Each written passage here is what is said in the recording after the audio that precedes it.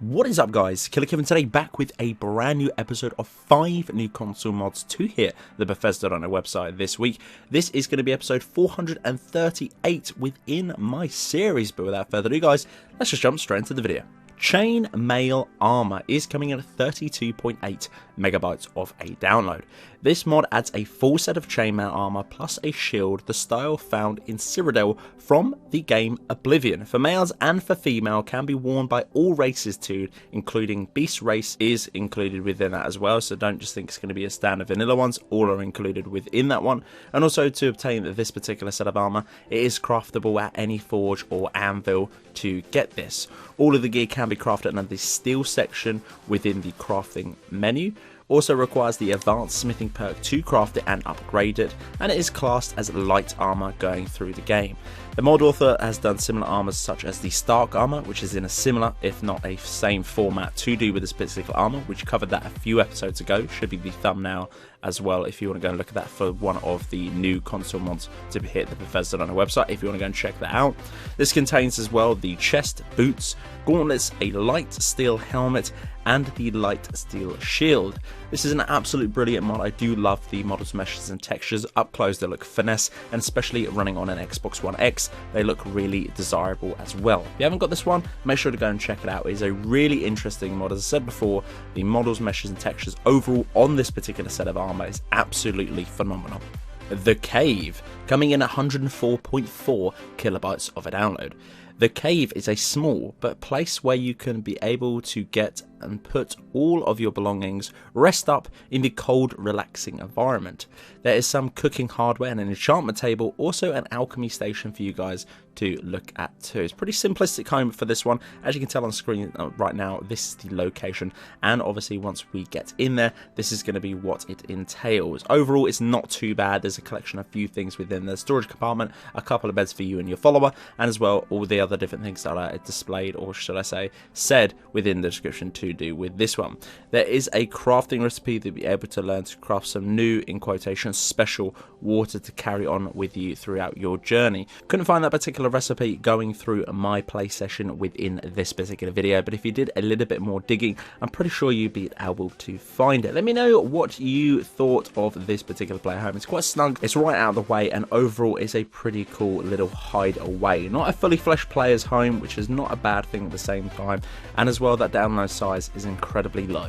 Winter Solitude. This one is coming at 72.5 kilobytes of a download. For this one, it simply just covers every bit of Solitude in a beautiful snow-like powder throughout it, even including the floors to the rooftops of this particular one. Again, for the download size is absolutely incredible. If you love winter or you love that cold, harsh environment, this is going to be great. But if you do sort of like the elements of that crisp sun peeking through when you do have sort of in the winter, my favorite thing in the morning in winter is where the sort of frost or the dew is on the grass and you wake up and it's a nice beautiful sunny morning, the air is clear, it's just an absolutely beautiful experience in real life. So why not sort of replicate that, if you will, within Solitude within your particular game. This is going to be an absolute great one to have upcoming for the winter mods, and maybe if you're doing sort of a Christmas playthrough or something like that, maybe on your channel, or you just want to give Solitude that sort of cold, harsh environment, as we did say before, this is definitely going to be a great mod for you to pick up. The House of Savage Animals, coming in at 253.3 megabytes of a download. Are you going to be a smuggler, a hunter for wild animals? Then this getaway is going to be a great one for you. Get there via the old house map location. You will need to discover it to begin with, but it is located in the forest near Iverstead for you guys to get. While you're there and want to look around, have a little look, there's loads of books and spells and scrolls for you guys to bring up with you. Obviously with those particular scrolls and tombs, you can obviously summon loads of different animals. GG77 has pretty much done that throughout all of his mods within the Bethesda.net website. There's also 2 chests for you guys to loot and pillage. Will not be showing that within this particular mod. I kind of wanted to show you the actual foundation to do with this particular player home as well. This mod is absolutely crazy. Obviously you're probably thinking that download size is crazy as well, but for this one you do get an awful lot within there. I don't actually showcase it that well within this particular mod, but as you guys know by now, the GG77 mods, you pretty much get loads and loads of different animals within these packs. He's pretty much fleshed out the whole of Skyrim with brand new wildlife throughout this particular one. So if you want sort of a followers, mounts, or anything crazy like that, check out this one, if not many others from GG77. There's plenty to offer on the Bethesda website. Aetherius, a race and standing stone overhaul, coming in an incredibly low 805.1 kilobytes of a download. Aetherius is a vanilla plus overhaul that aims to make races more meaningful without making them more distant from the base games, a little bit more true to what they actually would be within the vanilla base game. Again, when it came to Bethesda making these particular games, some little things are going to be hit and miss, and again with the special edition we should have had a lot of fixes to do with the base game, and this one definitely does take the biscuit on this particular sort of area, which is going to be the standing stones, and overall just a mixed sort of opinions to do with the ability races too. In featuring of this one is a set of all starting skills to be 5 instead of 15. Each race has a major skill that starts at level 20 and 5 minor skills that start at level 15. This changes nearly double the stats increase offered by the race without changing the balance of the middle or late game within the base game too. So it's a slight variation of that one if you want to sort of tweak that up. For me, kind of accelerated in certain areas instead of a constant flow. This one you will get a flow throughout your gameplay, as I said before, from early to late game.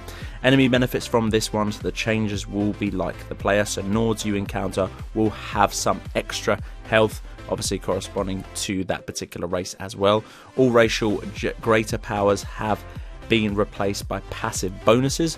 For instance, high elves have 50% extra magicka regeneration instead of the sort of highborn greater power.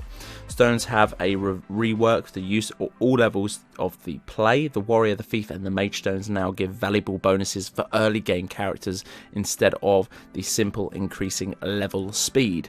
And several stones offer greater powers or come with the sort of downsides too, so it's pretty much you're going to be forced, or sort of you should do your research in which one you are going to be picking on this particular one, as they will actually mean their properties for the stone. So the player will enjoy the sort of mechanics and build around them instead of being forced into sort of a particular gameplay that you will like. You will actually be able to play sort of that stone that you chose, aka that sort of fleshed out, sort of straight arrowed character that you are aiming for on that particular one. If you want a full synopsis of this particular sort of breakdown to do with this particular mod, it actually links a very lengthy description within the Nexus mods page that is going to be within the own description of the Bethesda one. It's a couple of clicks away, go and have a little read up. Personally, I will be keeping this one whenever I do start a new base game, or just generally.